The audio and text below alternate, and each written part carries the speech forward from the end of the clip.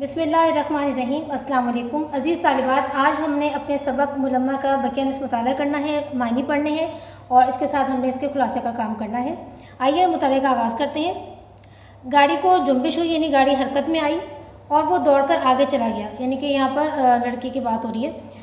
Station की दुकानें, खांचे वाले यानी ठेले वाले और कुली उसकी नज़रों के सामने से भाग रहे थे। वो देर तक खड़ी स्टेशन की बत्तियों को, जो अब अंधेरी रात में जुगनू की तरह चमक रही थी, घूरती रही।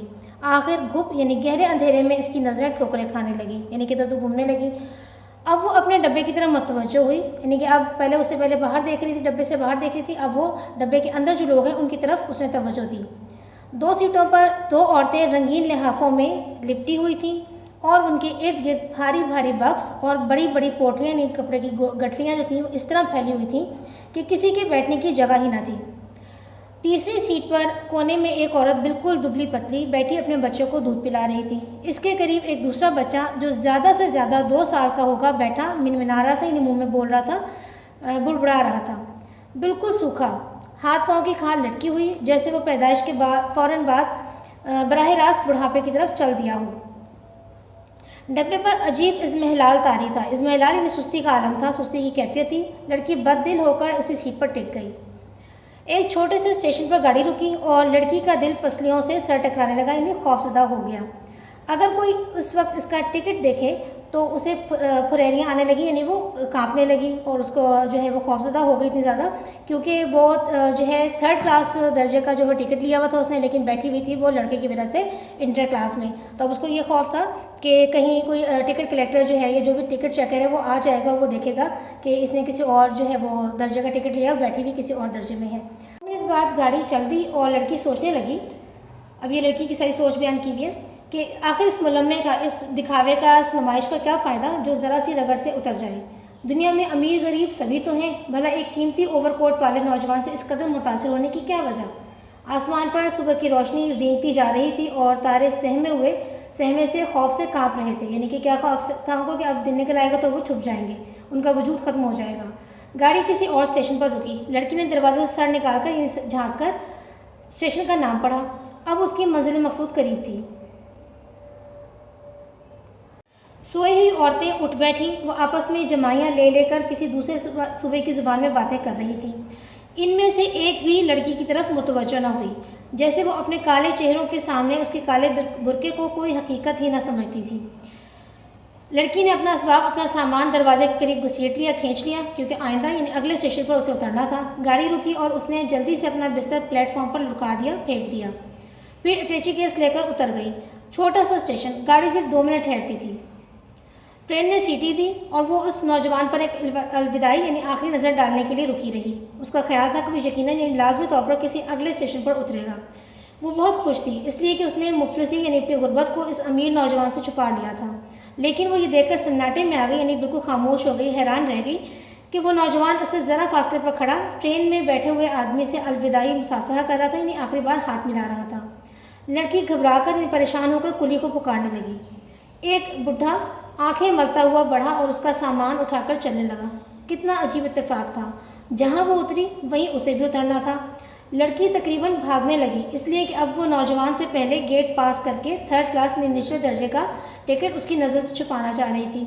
लेकिन जब वो गेट के करीब पहुंची तो वो नौजवान गेट से बाहर खड़ा उसे आता देख रहा था। टिकट देने के लिए लड़की का हाथ बढ़ता ही ना था।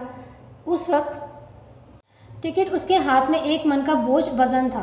वो एक लम्हे तक तज़ब्ज़ुब यानी फ़िक्र और परेशानी की हालत में खड़ी रही। आखिर उसे टिकट देते हुए शिकस्त मान लेना पड़ी। वो मुज़महिल यानी कि सुस्त कदमों से बाहर निकली। इस वक्त उसकी हालत उस शख्स की सी थी जिसने अपने कपड़ों पर पानी की एक छींट पड़े बगैर दरिया पार कर लिया हो, लेकिन किनारे पर फिसलकर पानी में शराबूर हो जाए, भीग जाए। उसे अब नौजवान कहीं नज़र न आया। शायद वो उसकी निगाहों में अब कोई अहमियत, कोई दर्जा न रखती थी। ये एहसास उसके सीने को बरमा रहा था, ज़ख्मी कर रहा था। वो तांगे पर बैठकर रो दी। चाचा के यहाँ उसका इस्तकबाल सिर्फ यानी इस्तकबाल किया गया, खुशामदीद कहा गया, इसलिए बड़ी गर्मजोशी से किया गया कि उसने बीमार चचा की इयादत के लिए तन्हा यानी अकेले सफ़र किया था।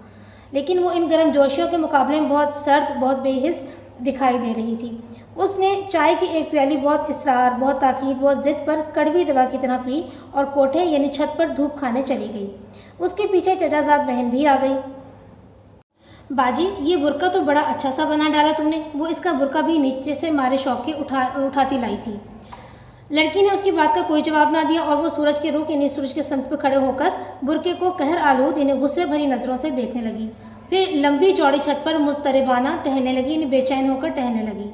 उसे बुर्के की तारीफ होते ही सफ़र के सारे वाक़यात रह रहकर याद आने लगे जिन्हें वो अपने दिल से महव कर देना चाहती थी, मिटा देना चाहती थी। उसकी बहन बुर्का पहनकर खड़ी हो गई। कितना अच्छा लगता है, मैं भी बिल्कुल ऐसा ही बनवाऊंगी। वो हर अच्छे कपड़े को देखकर खुद भी वैसा ही बनवाने को कहा करती थी, लेकिन शायद ही कभी वो ऐसा कर सकी हो।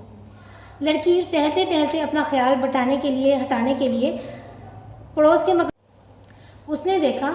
गोबर से लुपे पुते आंगन में यानी गोबर से प्लस्तर किए हुए आंगन में सहन में बांस की खुरी यानी कि खुरदरी चारपाई पर कोई तहबंद धोती बांधे औंधा पड़ा यानी उल्टा पड़ा हुआ धूप ले रहा था, यानी कि उसका जो चेहरा था वो ज़मीन की तरफ था। चारपाई पर सरहाने की तरफ सर के करीब बीड़ी का बंडल और दिया सिलाई की डिब्बियाँ रखी हुई थी। फूस के छप्पर में यानी सूखी घास से बने हुए छप्पर में एक अधेड़ उम्र की औरत बैठी बाजरे की मोटी मोटी रोटियां थोप रही थी। धूप खाने वाले ने करवट बदली और लड़की का दिल धड़कते धड़कते जैसे एक लम्हे के लिए थक गया हो, रुक गया हो। वही स्टेशन का अमीरजादा।